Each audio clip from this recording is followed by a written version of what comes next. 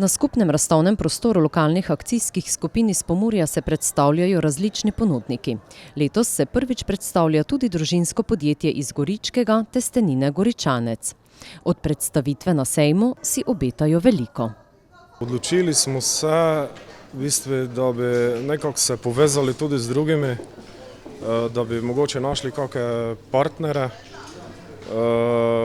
da bi razširili svojo mrežo.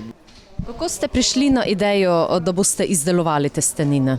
Jaz sem bil zaposlen 17 let skoraj v splošni bolnišnici.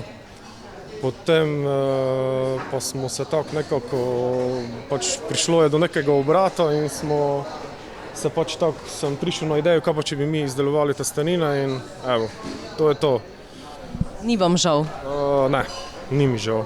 Ni mi žal, tako da zdaj načrtujemo tudi nakup nekega večjega stroja, da bi bolj se razširili, tako da ja. Vse se začne pri financah, tako da se trudimo, da bi čim več vse, kar v bistvu zaslužimo, vrnemo not, tako da čistih prihodkov tu še ne moremo govoriti, tako da res vsak evro, ko ga zaslužimo, vložimo not v posodobitev opreme, tako da se trudimo.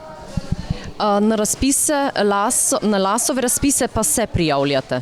Ja, letos se bomo prvič, tako da upamo, da bi, ker to bi za nas res pomenilo veliko odskočna deska za naprej. Ne? Med razstavljavci drugega sejemskega dne na razstavnem prostoru lokalnih akcijskih skupin iz Pomurja je tudi ekokmetija Trstenjak iz Stročje vasi s svojo blagovno znamko Ekogrunt. Že več let sodelujem z Lasom Prlekija in sem vesel, da me sprejmejo. Letos torej 2 dni, kaj pričakujete od sejma? Predvsem malo promocije, malo druženja, mogoče da predstavimo naš nov produkt jabolčni sejder, ki je par dni nazaj ugledal luč sveta. Nadeli ste mu zanimivo ime, zakaj Tereza? Tereza je ena taka ženica, ki je nam pomagala v nasadu, ki je znala uščipniti kako hudomušno besedo vsakega, ki je prišel dovolj blizu, in tudi ta naš seder je takšen, da te uščipne v jezik. In mogoče malo njej na čast, nam pa kot ena taka zanimiva domača ime. Povedali ste, da z Las Prlekija sodelujete, se boste prijavili tudi na razpise, ki bodo kmalu? Zdaj v tem obdobju verjetno ne, imamo pa še nekaj v planu, pa mogoče kdaj pozneje.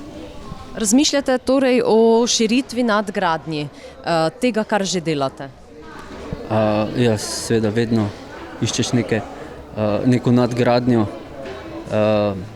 Se mi zdi, da če stojiš na miru, nazaduješ in zato probamo iti vedno korak za korakom naprej.